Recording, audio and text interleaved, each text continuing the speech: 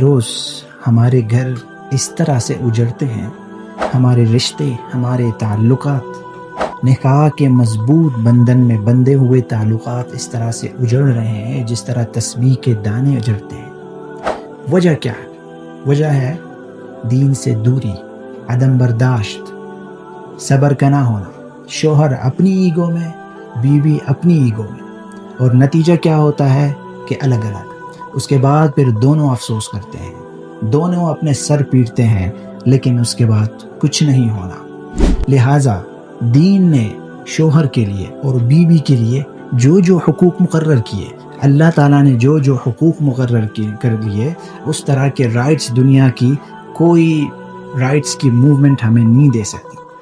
جو رائٹس اللہ تعالیٰ نے خاتون کے لیے مقرر کیے، جو رائٹس اللہ تعالیٰ نے مرد کے لیے مقرر کیے، انہی لیمٹس کو سامنے رکھتے ہوئے